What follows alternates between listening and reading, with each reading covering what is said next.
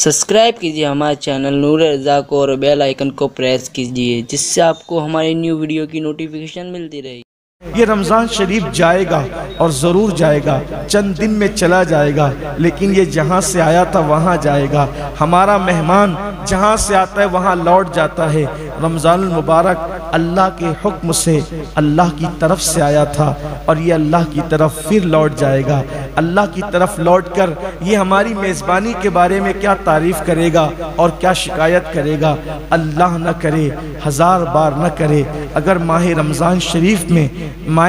شریف نے مولا کی بارگاہ میں یہ کہہ دیا، مولا میں گیا تو تھا لیکن نہ میری تکریم کی گئی، نہ میری تعظیم کی گئی، نہ میرا احترام کیا گیا، نہ میری عزت کی گئی، بتائیں ہمارا کیا بنے گا؟ بلکہ میرے آقا صلی اللہ علیہ وآلہ وسلم کے فرمان کا مفہوم ہے کہ جس کے خلاف ماہ رمضان شریف گواہی دے گا کہ اس نے میری عزت اور تکریم نہیں کی، مجھ میں عبادت نہیں کی، میرا حق نہ جانا، تو اللہ تبارک و تعالی اس کے حق میں کسی کی بھی سفارش کو قبول نہیں فرمائے گا۔ جس کی شکایت رمضان المبارک کرے گا اللہ تبارک و تعالی، اللہ اکبر، اس شخص کے حق میں کسی کی سفارش کو قبول نہیں فرمائے گا۔ اور کہاں جائے گا؟ جس کی مخالفت میں ماہ رمضان المبارک کھڑا ہو، جس کی مخالفت میں اللہ کا قرآن کھڑا ہو، پھر اس کے لیے جو ہے وہ رحمت کے دروازے بند کیے جاتے ہیں۔ ہاں مسلمانوں، یہ وہی تو مہینہ ہے جس میں رحمتوں کے دروازے کھل دیے جاتے ہیں،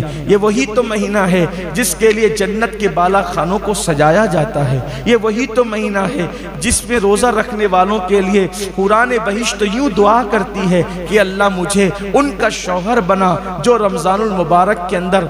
پیاسے رہتے ہیں اور تیری عبادت کرتے ہیں۔ روزہ کون سی عبادت کا نام ہے؟ حضرت سیدی سلیمان دارانی رحمت اللہ تعالی علیہ فرماتے ہیں، ایک مرتبہ میں نے روزہ رکھا سخت گرمی میں اور میں نے خواب میں دیکھا کہ کوئی کہنے والا کہہ رہا ہے، سلیمان کیا تم اتنے دینار کے عوض یعنی سونے کے سکے کے عوض تم اپنا روزہ بیچ دو گے ہمیں، کہ روزے کا ثواب بیچ دو گے ہمیں؟ حضرت سلیمان دارانی کہتے ہیں، واللہ اگر ایک روزے کے بدلے مجھے پوری دنیا اور اس پوری دنیا کے سوا جو کچھ ہے اگر سب مل جائے تو بھی میں ایک روزے کا صلہ نہیں بیچوں گا، اس لیے کہ میں تو روزے کا صلہ دیدار الہی اللہ کے حسن کا دیدار چاہتا ہوں۔ تو غیب سے ندا آتی ہے سلیمان روزہ رکھتا رہے، اس لیے کہ روزے داروں کو اللہ کا دیدار نصیب ہوگا، اللہ کا دیدار کرایا جائے گا۔ اور اللہ نے فرمایا، اے میرے روزے دار بندو،